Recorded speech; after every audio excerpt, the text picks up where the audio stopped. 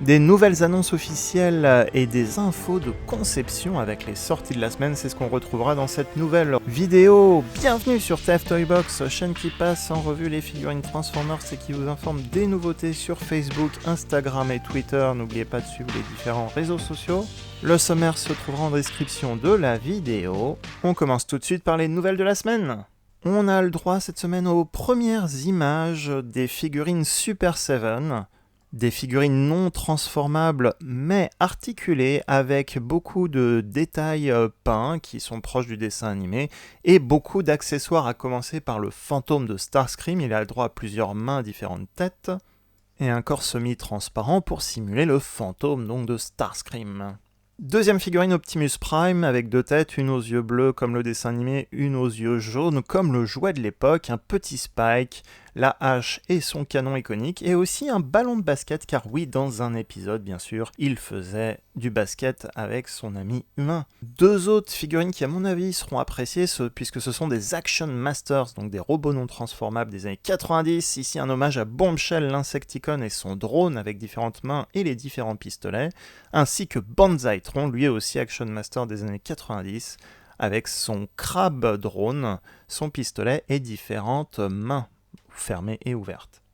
Des figurines de super qualité, mais du coup qui coûtent au moins 50€ de mémoire, voire 60, à voir si elles seront disponibles en France. En tout cas, ce sont les premiers visuels des emballages, des produits finis, et d'autres vagues sont prévues plus tard.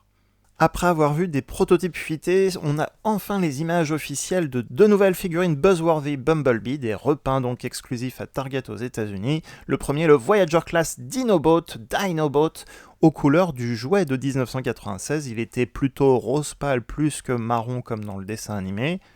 Un beau Raptor et il a droit également à une tête plus proche du jouet de l'époque, qui est une tête de robot sans bouche, et c'est la tête réutilisée du pack Battle Across Time Amazon, la tête du Grimlock Velociraptor.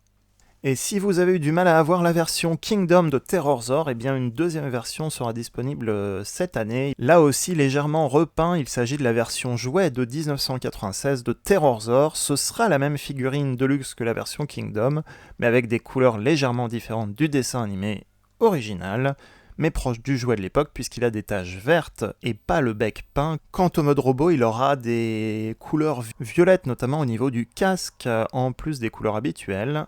Là aussi, le but étant de rappeler le jouet de l'époque.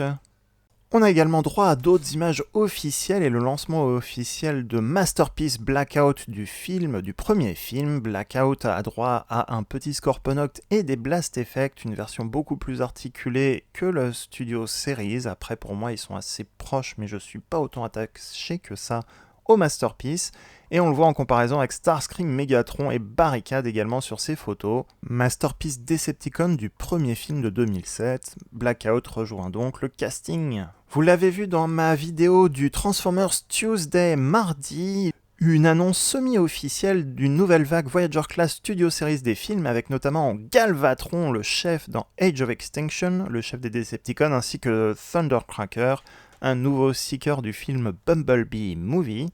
On pensait que c'était une annonce officielle du mardi, mais Hasbro n'en a pas parlé. Par contre, les images officielles sont sorties d'un site de vente très connu, In Demand Toys, et ce sont des photos officielles de produits. Notamment ici le mode robot de Thundercracker, le mode robot de Galvatron. La tête est parfaite par rapport au film. Après, le côté squelettique pour moi me paraît un petit peu bizarre, c'est un avis personnel. Cette annonce a quand même été indirectement officialisée par Hasbro puisque le designer du jouet a publié sur son compte Instagram des images de la réalisation de ce Galvatron, le modèle 3D donc, mode robot et mode véhicule donc du camion, avec également l'ajout de son accessoire que l'on voit dans le film, une batterie de missile qu'il peut déployer en mode véhicule. Donc même si Hasbro ne l'a pas annoncé ce mardi sur son compte Instagram, il est fort probable qu'on ait droit à une annonce mardi prochain de ces deux Voyager Studio Series. Avant de continuer, si vous êtes nouveau, n'oubliez pas de vous abonner à la chaîne pour recevoir automatiquement les futures vidéos, surtout si ça vous plaît que vous voulez en voir d'autres. Et n'oubliez pas de laisser un pouce positif avant de quitter cette vidéo, ça fait toujours plaisir et ça aide beaucoup pour la visibilité de la chaîne. Enfin le dernier reveal, Red Cog et un pack d'accessoires d'armes pour les figurines Legacy et on peut le dire War for Cybertron.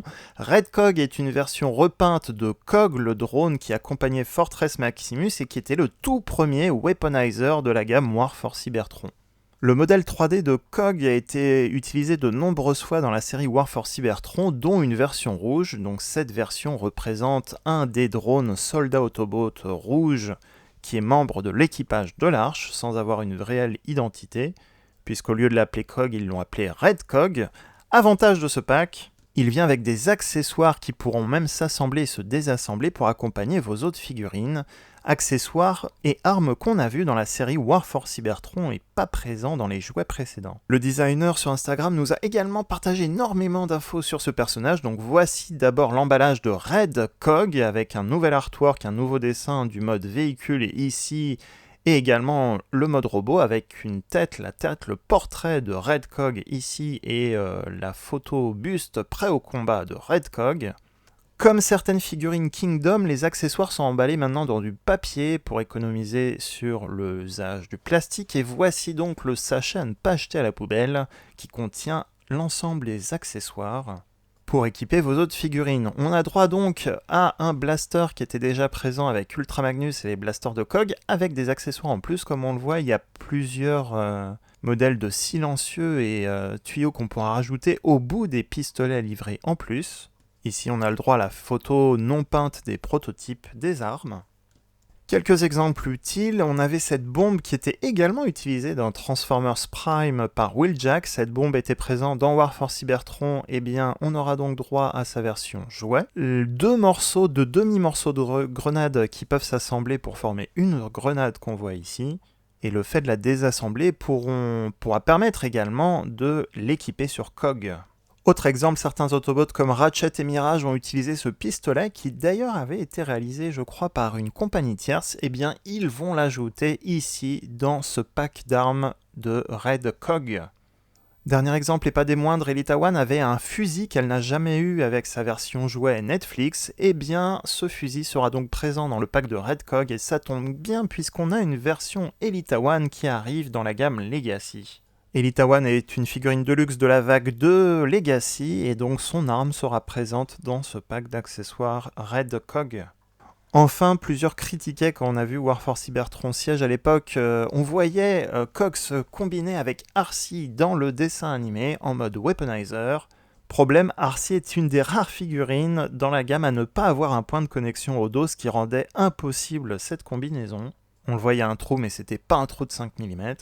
Le problème va être résolu avec ce petit blaster qui aura une forme spéciale au bout et qui va permettre d'assembler au dos de Arcee. En assemblage du coup avec Cog et Red Cog comme dans le show le dessin animé. Ces armes ont des ports standards de 5 mm donc vous pourrez équiper ces armes sur les modes véhicules de vos figurines dont ici Red Cog. Personnellement je me suis acheté un deuxième Cog en début d'année, je voulais me faire une petite armée de weaponizer. Mais l'original est dur à trouver, donc ce nouveau Red Cog tombe à point nommé, et les armes vont vraiment bien équiper les autres figurines Legacy. Enfin, on a droit à une fuite, une nouvelle figurine Studio Series pas encore annoncée, cette fois il s'agit de la Deluxe Sideways du film Revenge of the Fallen, qu'on voit à l'ouverture, dans la séquence d'ouverture du film, ici aux côtés de Revenge of the Fallen Sideswipe. Il a le droit à un blaster et à des couleurs très sobres, noires et argentées. Enfin, sachez que ce week-end, il y a le Paris Fan Festival le 7 et 8 mai à La Villette, porte de la Villette à Paris. Un rendez-vous où il y aura certainement des cosplayers et il paraît que Hasbro et Fulguropop seront présents, donc n'hésitez pas à aller leur faire un petit coucou. On reparle brièvement sortie dans le monde puisque des premiers magasins à Hong Kong et en Asie vendent les nouvelles vagues Studio Series Deluxe du film Bumblebee Movie Ironhide et Arcee, Voyager, Junkyard et le leader, le Dinobot Sludge. Est-ce une erreur et ont-ils vendu leur stock trop tôt ou bien est-ce un signe que les stocks vont débarquer petit à petit dans le reste du monde? À suivre dans les prochaines semaines. Le Fossilizer ou Tricranius et son pack de Blast Effect est dispo depuis cette semaine chez Magnatoys Collector. Il arrive presque un an après la sortie initiale. C'était une exclusivité Hasbro Pulse. Si vous voulez un nouveau Fossilizer rouge et noir translucide avec des Blast Effect pour vos figurines, eh bien c'est le moment et pour un prix plutôt raisonnable. Autre nouveauté sur Amazon cette semaine, le Core Class Exosuit Spike Witwicky est dispo, mais à un prix qui pique un petit peu. Ça veut dire en tout cas que des stocks circulent en France. Comme d'habitude, je vous remets les liens d'achat en description de cette vidéo. N'hésitez pas à les utiliser, ça aide un petit peu la chaîne. Les news de la semaine, c'est terminé, j'espère qu'elles vous ont plu. Et vous, que pensez-vous de toutes les nouveautés annoncées? Comptez-vous aller au Paris Fan Festival? N'hésitez pas à me le mettre en commentaire. N'oubliez pas de laisser un pouce positif avant de partir de cette vidéo. Et si vous voulez recevoir automatiquement les futures vidéos, n'oubliez pas de vous abonner. N'oubliez pas également les réseaux sociaux Instagram, Facebook et Twitter pour d'autres photos et d'autres nouvelles pendant la semaine. Et d'ici là, à très bientôt pour une prochaine vidéo.